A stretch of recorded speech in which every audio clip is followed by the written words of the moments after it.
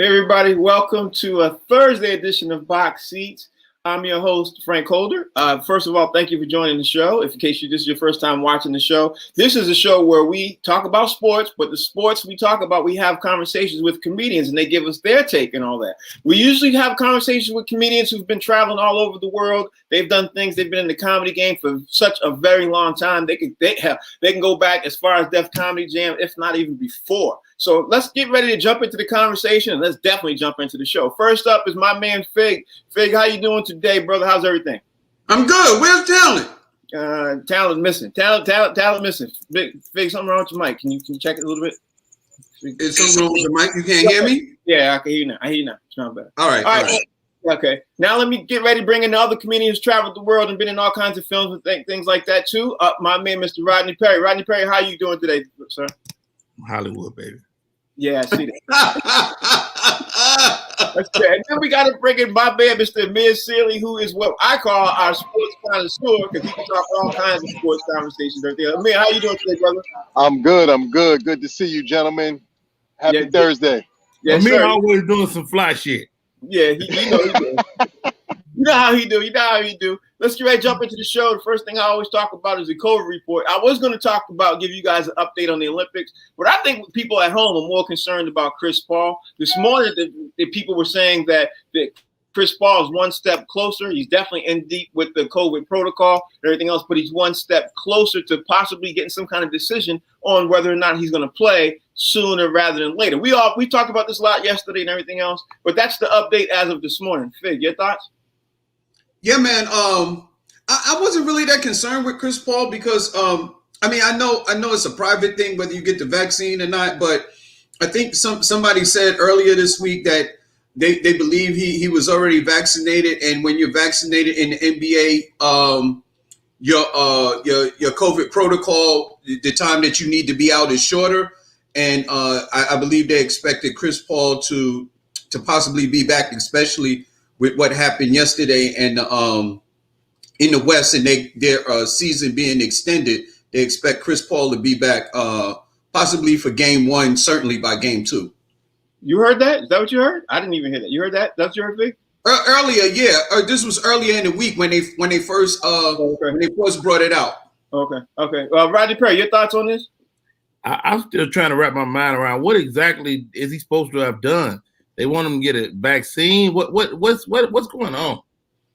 I don't understand why COVID protocols are taking him out of the game. I don't understand that.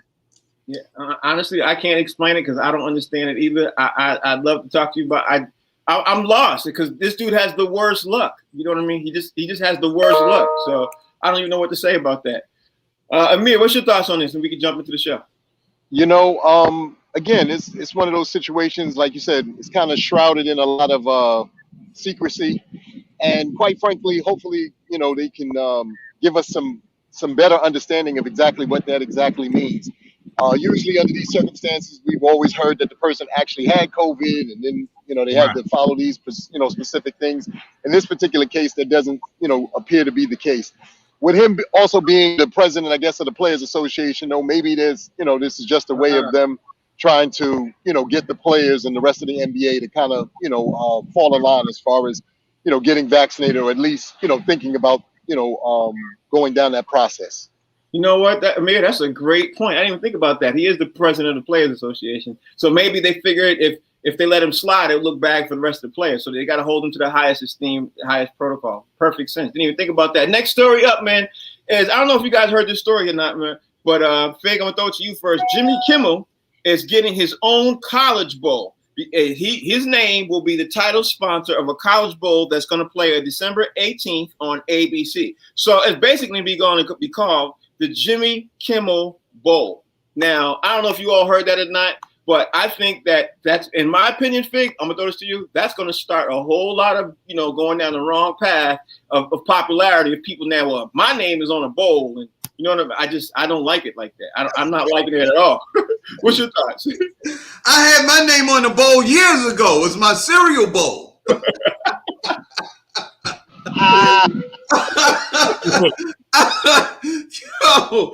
I mean, look, man. Jimmy Kimmel has been interwoven into sports. You know when they did the games, the NBA games, like he did the pregame. He does like a lot of interview with athletes and stuff like that. But I'm not making the connection. When I hear Jimmy Kimmel, I think NBA. I don't make the connection with college. So how they make that quantum leap to Jimmy Kimmel having a name, you know, on a college bowl. You know, the Sugar Bowl, the Rose Bowl. Now we got the Kimmel Bowl. Yeah. Almost like he makes a good point. Almost sounds like Kibbles and Bits or something like that. It sounds horrible. I don't even like it. Rodney Perry, does this not set a bad precedent for now? If you're going to start putting people's names, I mean, you like it, Rodney? What's your thoughts? I don't know if I like it or I give a damn at all. But it's not about Jimmy Kimmel. Jimmy Kimmel is a brand. Jimmy Kimmel is the name of his late night talk show. It's on ABC. Jimmy Kimmel is arguably the flagship show of the network. So to put his name on, it's not just putting his name on, it's putting the name of the show. It's going to be in that same font. It's going to be in that Jimmy Kimmel font, the late night show font. And like Fig said, he's been interwoven in sports for the past like 5 or 6 years.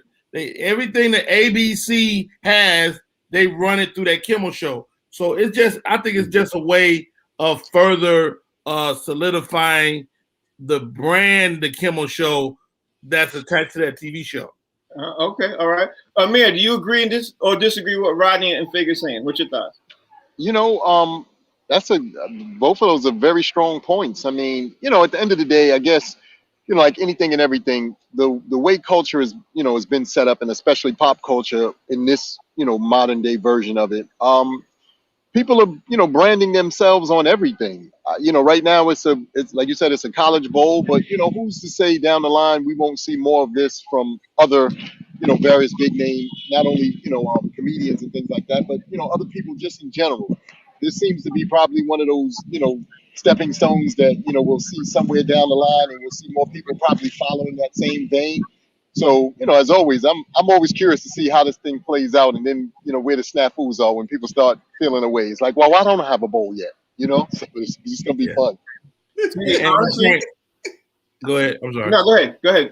Rodney. No, I was saying that Jimmy Kimmel is not replacing the Sugar Bowl. It's Right. the Jimmy Kimmel Sugar Bowl. And so it's an ad. You know, it's an ad for his show. It's a commercial for his show. Right, and that's why I think we're getting ready to start a whole thing, because if ABC did it, now NBC is going to try to do it. Then CBS is going to try to do it. You may see the blackish Sugar Bowl.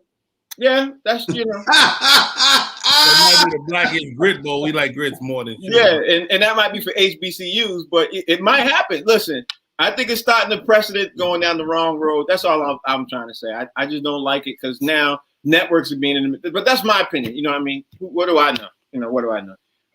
Let me go into the next thing, and I'm really going to be looking at Rodney Perry when he answered this really important. But Fig, I'm going to start out with you, because Rafael Nadal, he pulled out of the Olympics and Wimbledon, and quote unquote to prolong his career, and also quote unquote to make me happy. He's 35 years old, and we all know what's getting ready to happen. Now, he didn't say it was a mental health issue, but if he said to make me happy, that sounds like a whole lot like this mental health issue to me. And that would mean it's a male tennis player who pulled out of Wimbledon and the Olympics 2 weeks before the Olympics kick off. Fig, what's your thoughts? I didn't like focus in on the make me happy part. I focus in on you know, to lengthen his career. Maybe he's looking at it not only to lengthen his career, but to lengthen his life. Mm-hmm. I mean, because they having some serious issues over in Japan. They telling people, you know, we might not do this. Look, when you talk about other countries, we already know we don't know everything that goes on in America, because the government ain't telling the general public everything to, you know, avoid a large panic and pandemonium. But when we start talking about other countries, we kind of got like a little hint and inclination of what could possibly be going on in Japan. And I don't believe we have yet to know the entire story, because we know the Olympics brings billions of dollars into whatever country or economy where it's going to, where they're going to have it. So for them to even consider postponing, pushing it back, or not having it at all, there has to be something very serious going on, and it would give me pause too. Okay, Rodney Perry, do you agree with what he's saying or disagree with what he's saying? Because I think it has a small bit to do with the Olympics, but I think it has a large part to do with mental health. That's what I think. But what's your thoughts? I mean, sometimes you want to keep problems from multiplying, so you pull out. And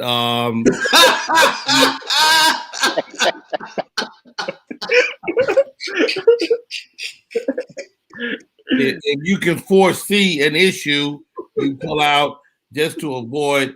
And sometimes you just you can keep the problem from getting worse. I don't know if this is the same thing we were thinking about with Naomi. I don't know if it's the same type of thing, but if you could pull that card, she's already in the news, and you can, maybe not have to go because of it. Why not? This is the crazy part. I was thinking about this the other day. With the conversation had been said with Naomi, if it was a male. So now we get to figure that out. We get to kind of is it the same conversation? Will we afford the guy the benefit of the doubt on his mental health the way you would afford it to a woman? Right. Amir, a couple of weeks ago when I was talking about this story with the young lady, the crazy thing is I said to the guys, I said, could we be seeing more of this getting ready to happen? And after they see how the results happen with her. Now, I don't know if you're going to agree or disagree with Roddy or Fig. These are all opinions. Nobody knows who's right or wrong. But tell me what your thoughts are. But like I said weeks ago, I think this is going to be a precedence where athletes are going to use "I'm not happy" and pull out of certain events more and more. That's what I think is getting ready to happen. And sure enough, within the same month, we see it now happening again. What's your thoughts? Well, first and foremost, it's hard to pinpoint what's going on in anybody's head at any given moment. As human beings, as people who enjoy sports, as people who have lives of our own, we all know that from time to time we have moments where we love to pull out or tune ourselves out of what's going on in the world.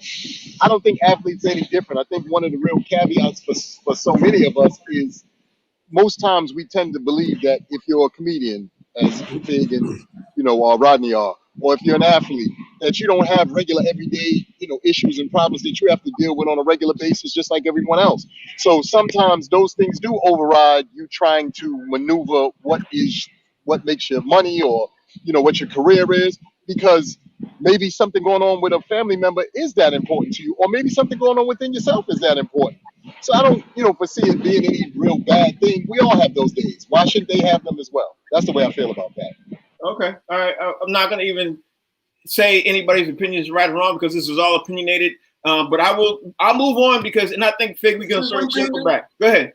The thing that Rodney was saying about whether it would be the same level of concern would be afforded to male athletes as we did Naomi Osaka. We seen Kevin Love come out and talk about mental health issues, and they clowned him. And you know what they just did to Paul George. They clowned him about when he talked about he had mental health issues when they were in the bubble. So already it seems like women have been given a little more leeway than the male athletes, because she certainly has not received the level of vitriol that those two guys have. And those are just two that off the top of my head. Yeah, and you know what? Can't knock that because he's absolutely right. If I can recall, I think Kevin Love got beat up over this. I think they ran him through the middle, if I can remember correctly.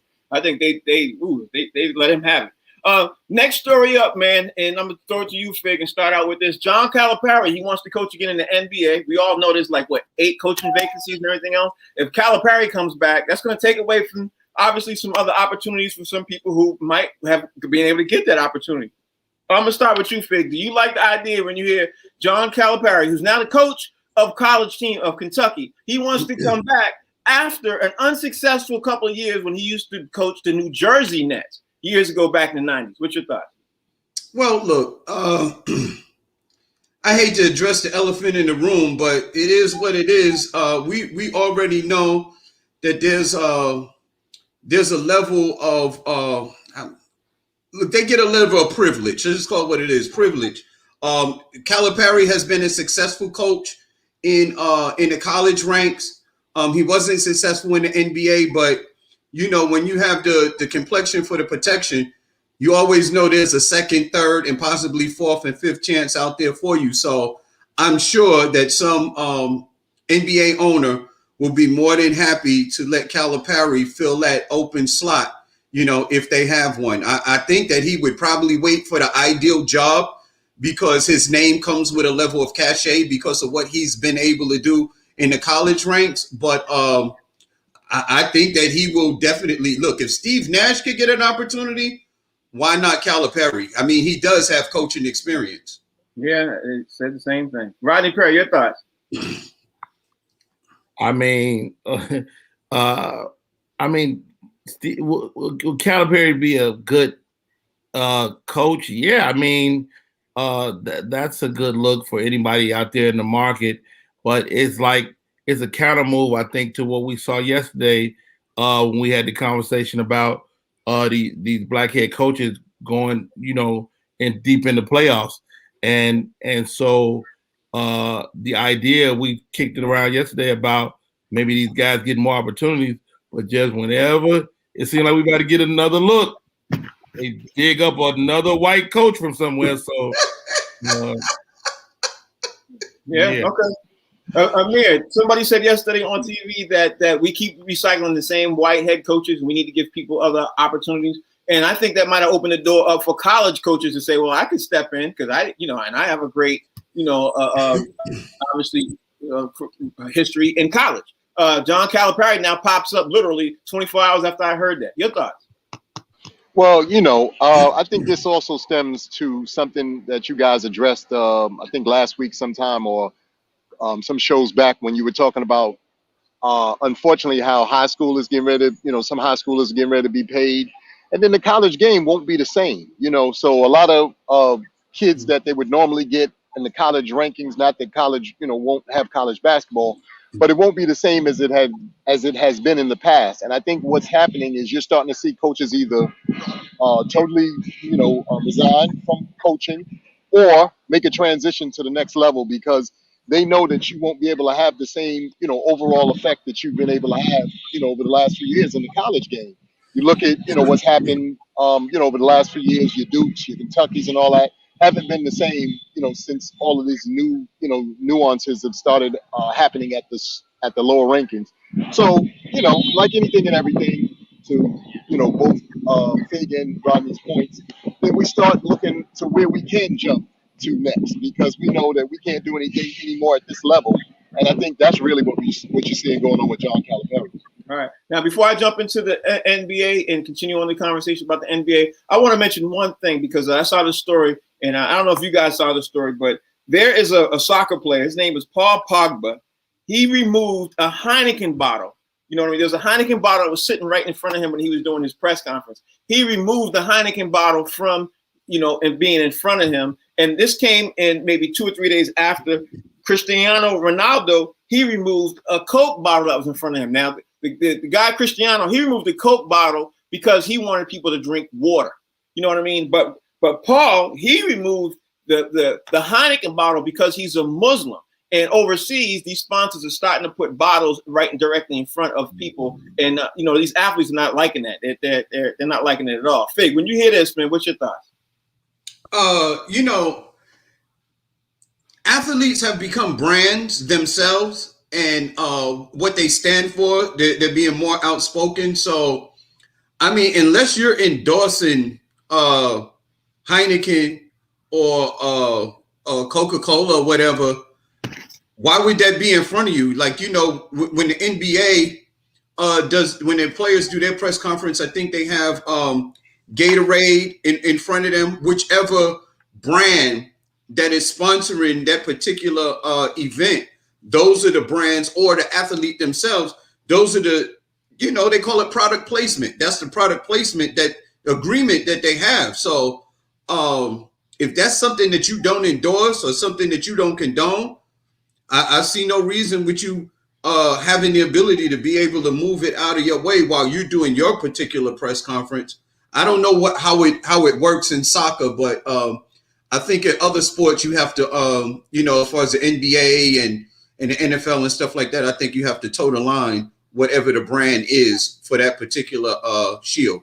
I think you hit the nail on the head, Rodney. I'm gonna start with you because that's the problem. I think the soccer players are taking advantage of. I think they didn't have say-so of where the product was being placed in front of them when they sit ready to do the presser, and I think that's the huge problem. But Rodney, the man is a Muslim, and they should have at least had an idea that you shouldn't put a Heineken bottle in front of a Muslim, in front of a national TV audience, in front of his other Muslim brethren. That's huge to me. But what you think, Rodney? I mean, you know what you sign up for. I mean, it's products on their jerseys now. I mean, especially if you're in the soccer world, they've been having stuff on their jerseys for years. Do you have to agree with the product? I mean, it's not an endorsement, it's just on your person. And I think we as consumers are kind of used to tuning that stuff out if you don't care about it anyway. So it's kind of weird, but I think that's the future of all sports.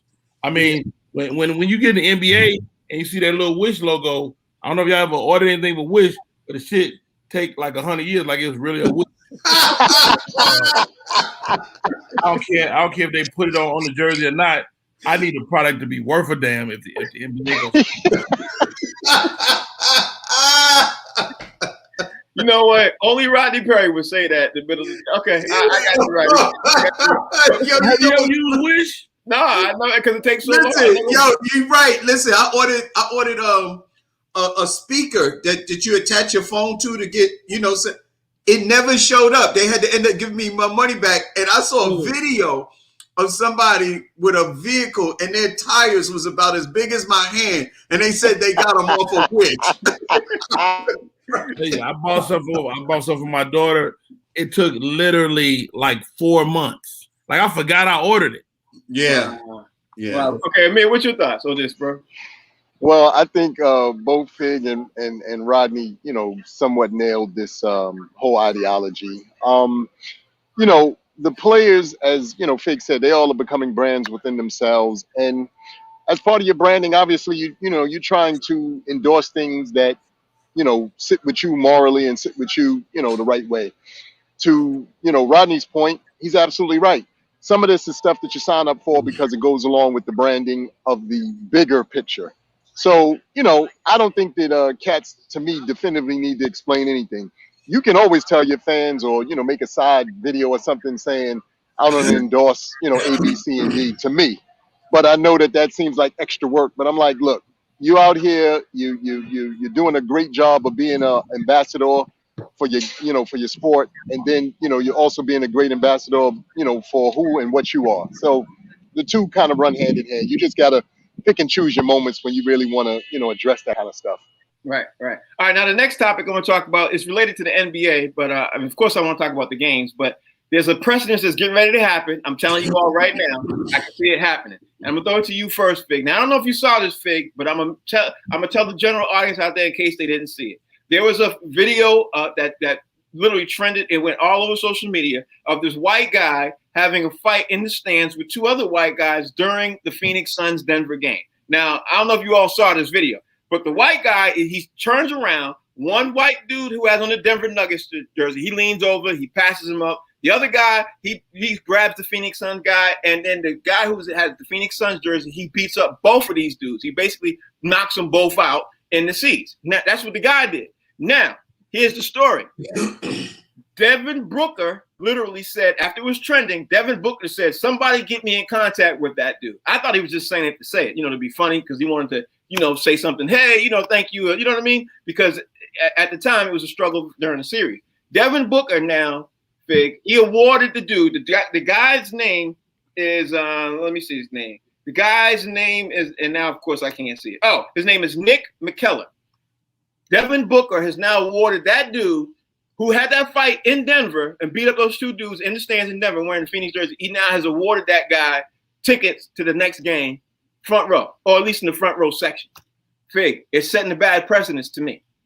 I don't like that fact at all. You're fighting, you're knocking the guys out, and now an NBA star is giving you very good floor seat tickets. I don't know. Bad precedence to me. What you think? What you think, Fig? Wow. My first thought is, what happened to the good old days when you could just beat a white dude up, and then it just be it. This dude here clearly, and now these guys is in the MMA now, so you just can't be fighting the white guys and thinking that you're gonna beat them up. I don't care who you are, what stand you in. He knocked out 2 dudes. Yeah, that's a. He need to be on the, what's his name, Frank? I'm putting him on the top dogs for tomorrow because he need to be a man, I think it's crazy, man. But here's the thing. Let's look at it another way, Frank. What if this guy, because he was in Denver wearing a Phoenix uniform, was treated so poorly and so badly that those guys jumped him, he defended himself, and he's being rewarded because of the horrible treatment that he received when he was in Denver. That's the other side of it. But I understand where you're going, the precedents because of the malice in the palace, and they trying to get that kind of stuff out of the NBA because it's a family type sporting event and environment. So I really do I see both sides of it. It really probably is not the greatest idea for an NBA player to reward a fan who actually had a fight, especially the way, some fans have been treating NBA players, throwing stuff at them, spitting on them. It doesn't look good.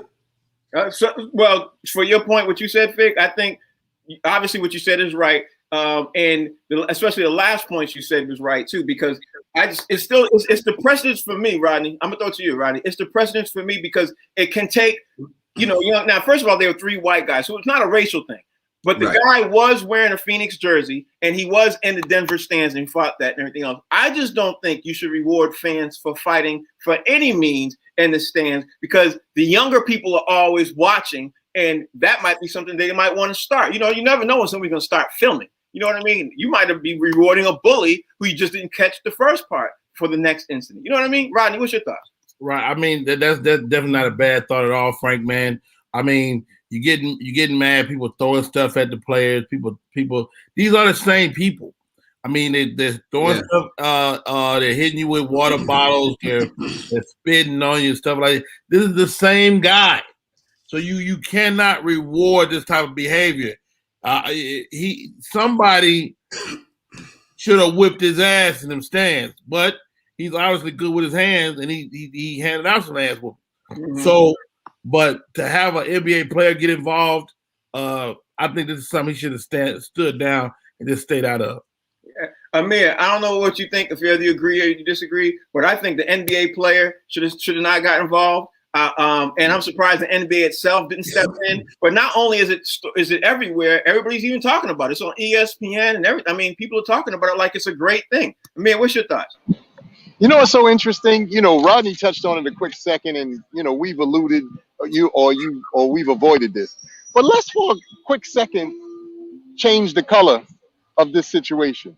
Would we still be celebrating this? Would this still be a situation where somebody gets rewarded or awarded or allotted a wonderful seat to the front row? Because I've been to plenty of sporting events, and I know for a fact that usually when we're involved, not only does it not end the same way that particular event ends, but it usually ends with some police, some handcuffs, and all kind of other things. Now, look, I'm not trying to, get anybody arrested and all that stuff. I'm just saying, if you're going to, like you said, go down this road, then we have to, again, if this happens to some people of color, we have to give them the same benefit that we gave this situation. Otherwise, then you can't in any way, shape, or form. I'm not condoning that the guy was fighting in the stands anyway, because nobody should be fighting in the stands.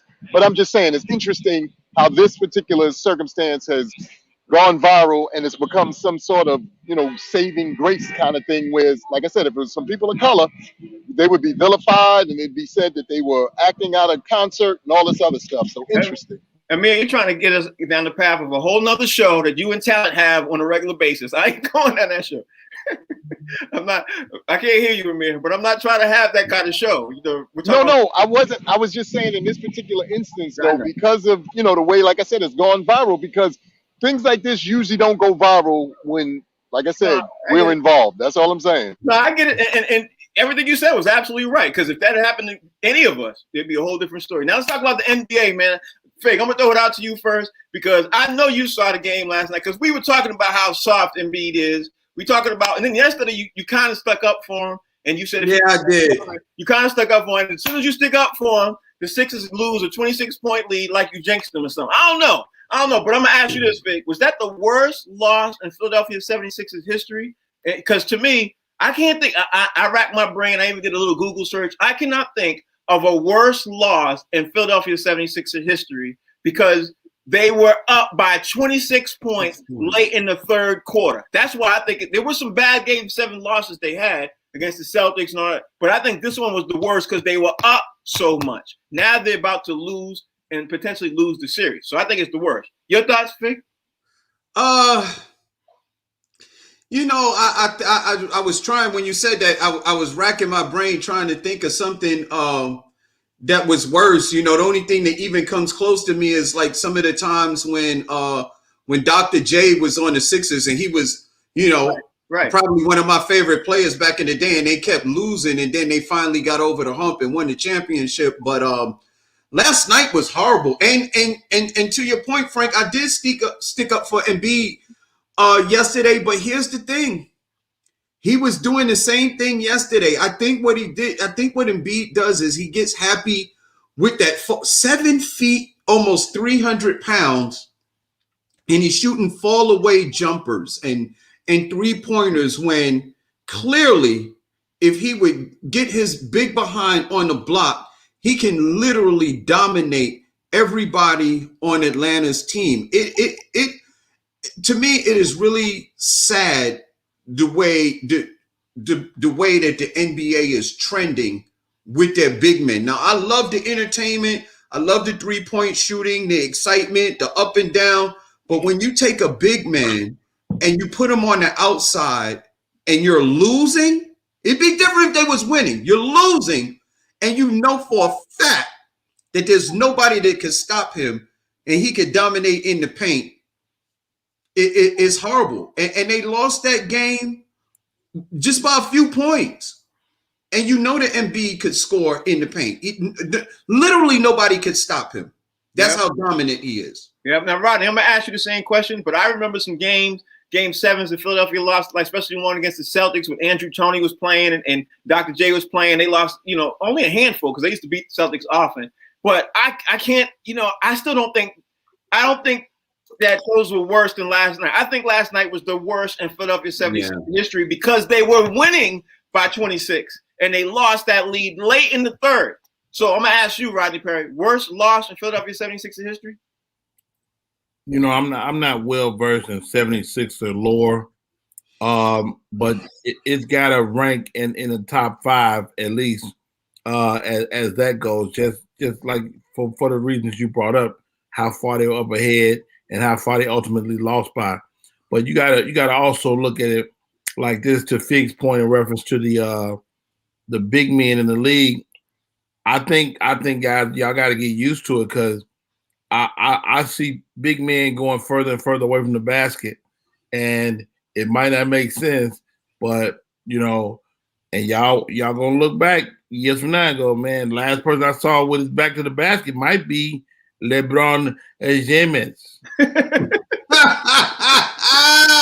and he don't do it all the time, and so it's one of those things, man. It's like I think we're seeing the changing of the guard in terms of the way that, like, once you get in the money ball of this situation, the fact that the analytics say if you shoot more threes, you win more games. That's the only reason these guys are shooting that way. But it's also changing their physique.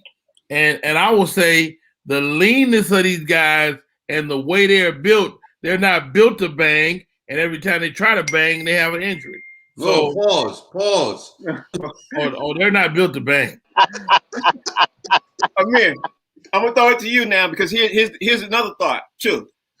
There's $94.5 million being spent between Joel Embiid and Ben Simmons, and those dudes together didn't even hit 10 shots in the fourth quarter. Together, combined.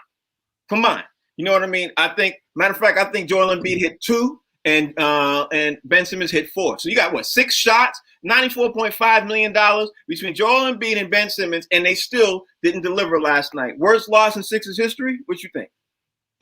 Well, you know what? I'm with Rodney on this. I'm not, well versed in Sixer law as well, but I will say this. I think one of the things that we're missing sometimes when we put all of this stuff in perspective is all of this is growing pains. We'd love to, think that all these guys are proficient in being in certain game situations. If you remember, especially towards the end of the game, there was one point where I think they said Embiid had made, I forget how many free throws in a row. And then when the game was actually on the line, guess what he didn't make? Yeah. So, sometimes these guys are just, finding themselves in situations that they're not familiar with, and it's becoming uncomfortable. When a team starts coming back on you and you've been on cruise control for 3 quarters and they're making their comeback and you don't, or you do or don't make adjustments, or you can't make jump shots, people start to tighten up. You start forgetting how to play the game in a way that you've been accustomed to your entire life. And I think that's more what we're seeing than, these guys being good or bad. Cats are finding out when everything is on the line, it's a lot tougher than you think it is. Yeah. Fig, I asked you a couple weeks ago, I don't know if you remember this, but I asked you a couple weeks ago, and I said, if the Sixers lose, will Doc Rivers get fired? And you said no at the time. Now, look what happened. In the last couple of days, some NBA coaches have gotten fired right now after one season. Like Stan Van Gundy got fired after the Pelicans and everything else. Now, I'm going to say this again. I think Doc Rivers will get fired if the Sixers lose, and not just because of the loss, but because of the way they losing and the way he's been coaching down the line. That's my opinion, because you're the coach. You're supposed to be able to rein the guys in. You're supposed to rein them in when you see it slipping away. So do you think Doc Rivers is going to be able to keep his job? You think he's going to get fired if the Sixers lose? What do you think, Fig? When you talk about, here's the thing that I think will work in Doc Rivers' favor, and it will hurt. He's not going. I didn't mean to cut you off, but you're saying you're saying he's not going to get fired. Yeah, I think it'll work in his favor to hold his job if they lose, because the motto of the Sixers have been trust the process. Right. He's only been there 1 year. Can you galvanize the same troops in 1 year? So where does trust the process go if you get Doc Rivers for 1 year and you fire him? I'll tell you this. The modern athlete has gained so much power today that it almost makes the coach ineffective. Because if I'm coaching that team, do I have the cachet, the power, and the authority to make Joel Embiid get his big behind on the block and make Ben Simmons shoot free throws? Do I have that power? Because they're the face of the 76ers. As the coach, do I have the authority and the power to make them do that? Because to me, that is the way that you win this series, is you put Embiid on the block and you make him punish Capella and anybody else that tries to guard him on the block, especially when the game is on the line. They couldn't hit a 2-pointer. And every coach will tell you, if you're shooting your threes and they're not going in, drive to the basket. So why doesn't that work for a 7-footer? Hell, I'll tell you that. Shoot, you gotta wait for a coach to tell you that. I'll tell you that. Stop shooting threes. Go to the basket. Drive to the lane. I said, y'all don't even know how much I scream on the TV when y'all have no idea. I'll be screaming the TV. But I'm gonna ask you this, Rodney. Do you think Doc Rivers is gonna get the leash to be able to stay a year long? Listen, we ain't got to. The facts are he's a black coach. I think black coaches in the NBA, they get a shorter string. That's why I don't agree with Fig. I think if they lose because of that game last night, and if they lose the series, I think he's fired because there's a lot of opportunity out there. And let's face it too, Rodney, they got a couple of white head coaches now looking to be hired. Hint, hint, John Calipari. Yeah. Rodney, what you think? You think Doc's job? I do not think Doc Rivers is going anywhere, but his foot is definitely on a banana peel. He's gonna make it through this season. If he had turned in a season like Van Gundy, yes, it would be over. But he's in the playoffs, the second round of the playoffs, with a team that was a little mediocre last year. So he has got much better performance out of his Philadelphia team. and I think they're going to give him a little more rope. Amir, I disagree wholeheartedly with Rodney Perry because the Philadelphia 76ers coach last year got fired because they did not perform under pressure in the playoffs. That's why they fired him. So there's no way, to me, I could be wrong, but there's no way in the world they're going to give a black coach extra length term, you know what I mean, to see if he can make it, especially under the pressure that they're on now, because Philly was one of, if not the best team in the league in the NBA this season. Amir, you tell me you agree with me and Rodney crazy. Tell me. Amir, hey, to be honest with you, I'm of the mind frame that they're going to give him a longer leash, and only for this reason. I'm telling you, these guys are trying to find out who is really built for playoff situations. Look, Tobias Harris, the game before, had a great game. He had a so-so game last night. There are certain players that they're trying to figure out if these guys are prepared night in and night out for what it takes to win championships and to be great. And what you're finding out, like I said, you brought up Ben Simmons. Sir, where were you last night in the fourth quarter when they really needed you? Bar the money, where were you? Like I said, Embiid missed 2 huge free throws. I'm not talking about some so-so stuff. Those were 2 huge free throws. And Simmons did too. Simmons missed some big free throws too. Well, Simmons can't shoot. Right. So to that point, that's what they're really up against. Coaching doesn't allow you to make a player strong and ready to play in playoff situations. Only players do that. They're still trying to figure out until Embiid's situation. Yes, we'd love to see him go down there and punish cats in the post, but we all know it's not the fact that Embiid is soft. His heart, he doesn't have a strong heart. Y'all keep forgetting, like, this dude has had heart issues and all kind of other stuff. He doesn't have a strong heart. So he can't do it for long periods of time because he will run out of gas and he will be in health issues. So, again, all of that stuff is things we got to take into account when you're looking at what these guys are going through. So I think that he'll get a second chance, but I'm also got to take into account, if you watched that game last night, Atlanta got hot at the right time. Gallinari hasn't hit shots like that since his early days as a Knick. Y'all saw the game. Yeah. Those guys started making shots.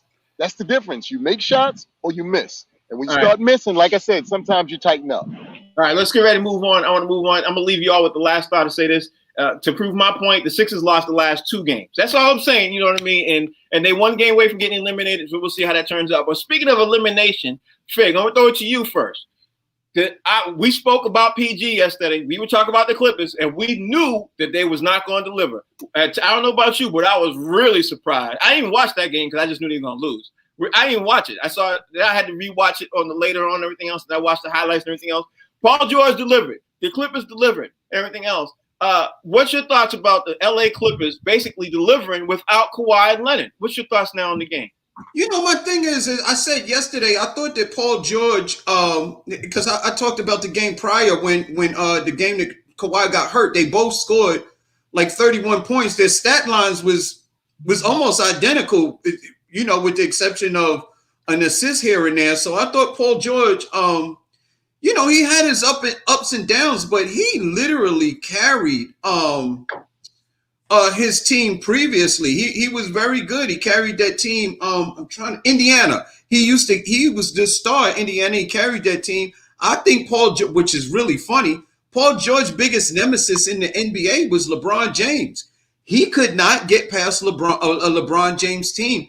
And I think that's what the whole list thing, the bad press that's on Paul George is because he can never beat LeBron James. And so what? There's a whole long list of people that wasn't able to beat a LeBron James-led team. So why would that make him, this horrible basketball player? He's still good for 25, 30 points a game. Mm-hmm. You know what just came across my phone? I'm sorry, I got to change the subject. I'm going to start with you, Rodney, because Fig just had a talk. But I'm going to have to circle back with Fig about the same subject because Zion Williamson is extremely frustrated with the Pelicans, and some of his family members say he wants out. Stan Van Gundy got fired yesterday, and after the firing, Zion Williamson wants out. So we were just talking about NBA player privilege. I think it's getting ready to happen more and more and more. if Zion wants out and he ends up getting traded because he makes a big deal, and Rodney, I don't know where this is going, bro. What's it look like? What you think? I mean, it looks like what it is. I mean, Zion has expressed interest in going to New York, which hence the jovialness of my colleague Fig. He will be the piece. He will be the piece that New York needs. But you get rid of a coach to keep a guy there, and I think that Van Gundy didn't speak the language of these young guys they got out there. You know, whether it's Melo, the Ball brothers, or Dick Vermeil. You know,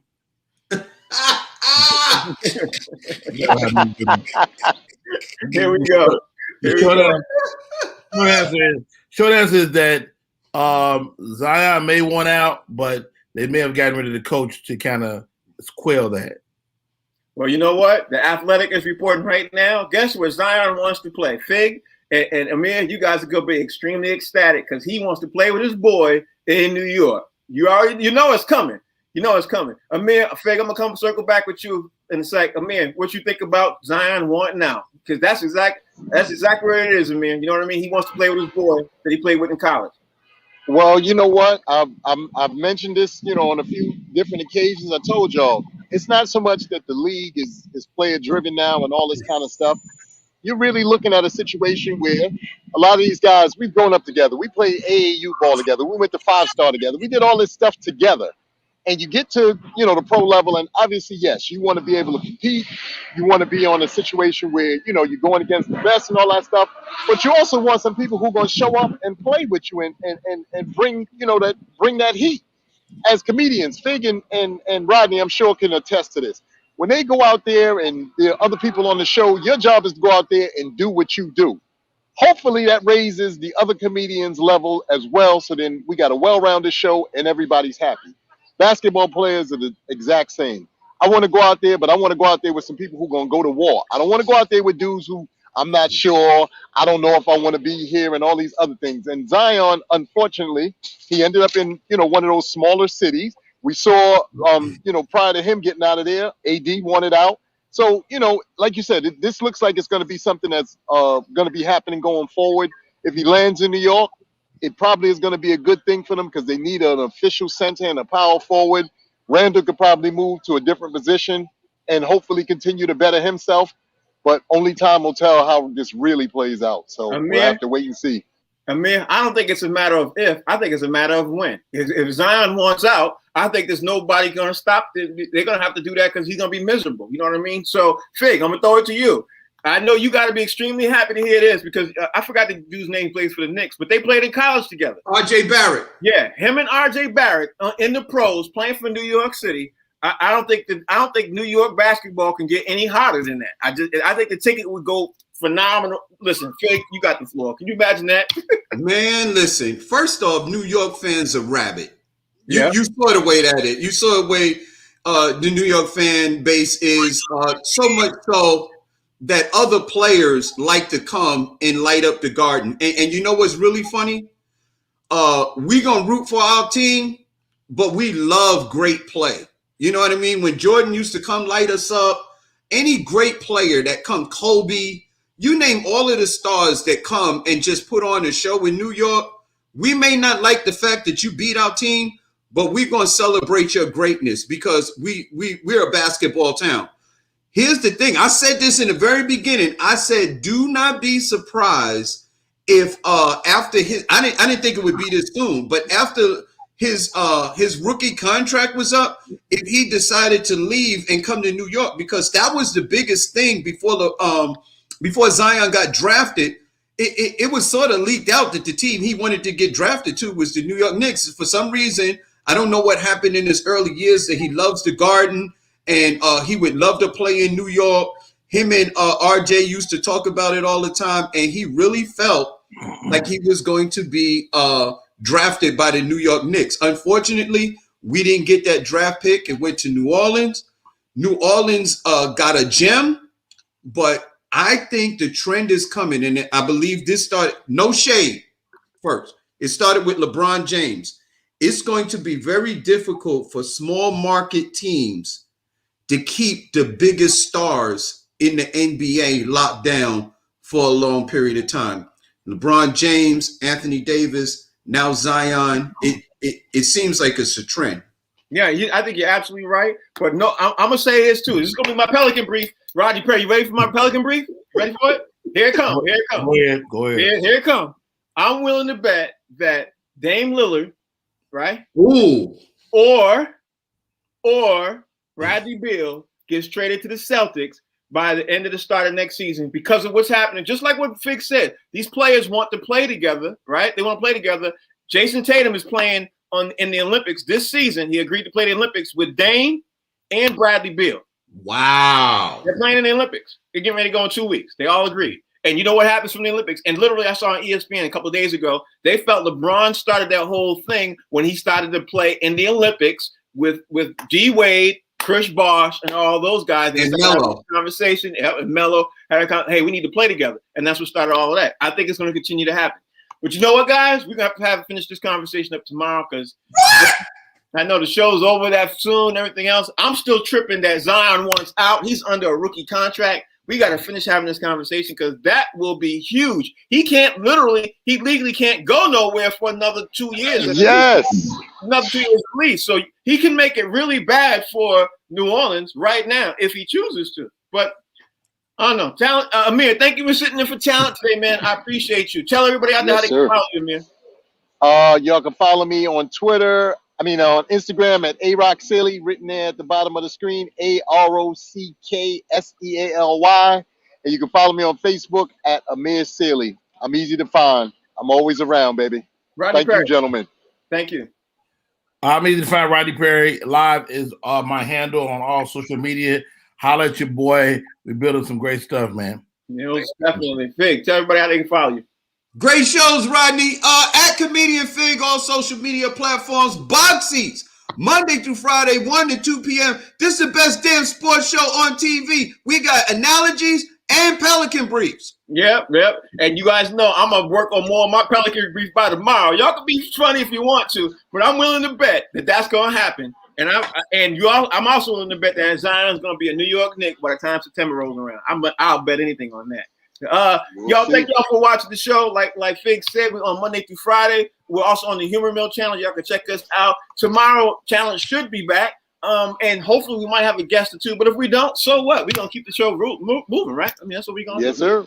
We're going to keep moving. Yes, sir. Thank y'all for watching. We'll see y'all tomorrow, 1 o'clock. Peace. Hey.